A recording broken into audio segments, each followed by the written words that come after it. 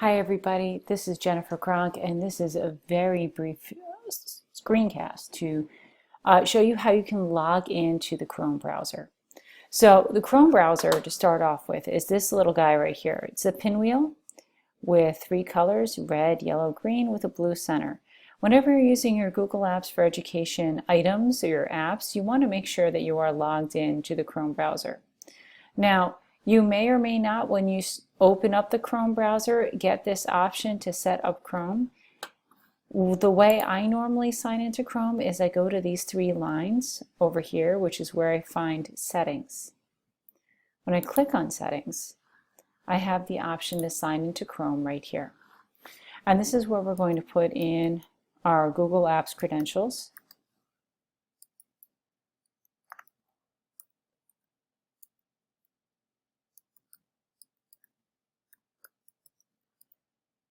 And as soon as I get these in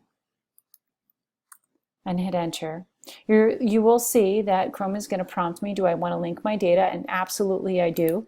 There's a lot of great things that happen when you link your data, and Chrome will actually make your life a lot easier. So I say, okay, I got it. And I am waiting for Chrome to start populating, and look what's happening. These are little extensions that I have put onto my Chrome browser to help increase its functionality.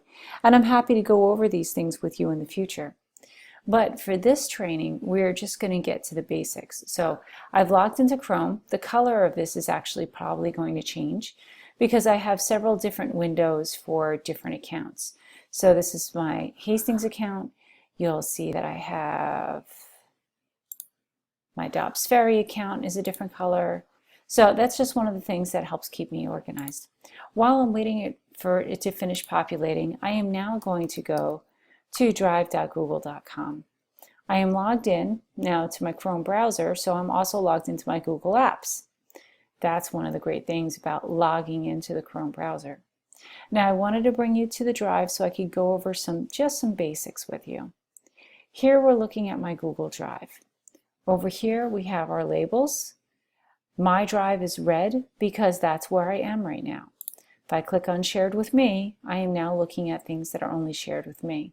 And I realize many of you may not be looking at things like I am right now in List View. You might be in Icon View, which is where I am right now. This is the button to turn them, toggle them back and forth. So my drive is red. I'm there. Anywhere it's red, that's where I'm located. I'm not going to get into Google Photos for this training. I will show you that recent is a great way to find or keep track of the things that I've most recently worked on. Starring documents is also a nice option because that helps me to be able to find things quickly. So if I grab a document like a running record, for example, and I go here and add star, now this becomes something that pops up whenever I click on Starred, and that might be very useful for me in the future. Trash, obviously, that's where we throw our trash. You actually would have to go into it and empty it.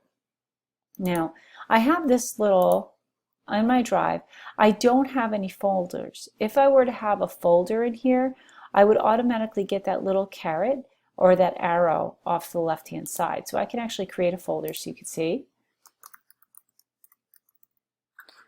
And I can click create, and now I have a folder. I can toggle this on or off to expand my folder. Moving up, I have the new button. Under the new button, I can create a folder. I can upload files. I can upload entire folders worth of work. I can create a new Google document, Google Sheet, Google Slides, or under more, I can also use Google Forms. Moving up here to the top, you'll see that I can have a nice search engine inside of my drive. This is a pretty powerful search engine. I can simply type things in here like test, and I'll bring up whatever closely relates to that search. As I move further over to the right of my screen, you'll see that I have what I call the apps grid, but many people call the waffle or the Rubik's Cube. So in the apps grid, this is where I go to check out Google+, go to my mail, calendar, or drive. I don't use docs, sheets, or slides. I don't get there by using these 3 buttons. I actually think they add an extra layer of work in navigation. If I need to create a doc, a sheet, or a slide, I go simply to my drive and I look in there. That's simple. So that's our apps grid. Here we already went over our view. Here you can decide how you want to view your files when they were last modified, or alphabetically by name. And we also have this great little information panel. As I turn it on, it'll give you examples of, or not examples, it'll give you small descriptions of what has happened so far in that particular document or folder. Here is your settings. This is really important. One of the reasons why this is super important is we want to check your settings. So I would go to the gear and settings. We want to make sure that this checkbox, convert uploaded files to Google Docs editor format, make sure this is unchecked.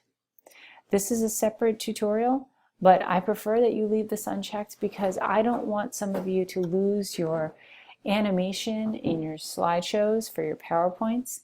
Unfortunately, if you upload a PowerPoint to Google without putting in an app to run it and you convert it, if you have animations, you will lose them. The rest of it will play fine, but most teachers, I remember for myself, we paste our lessons based on our animation. So I just want to make sure that you do not convert automatically.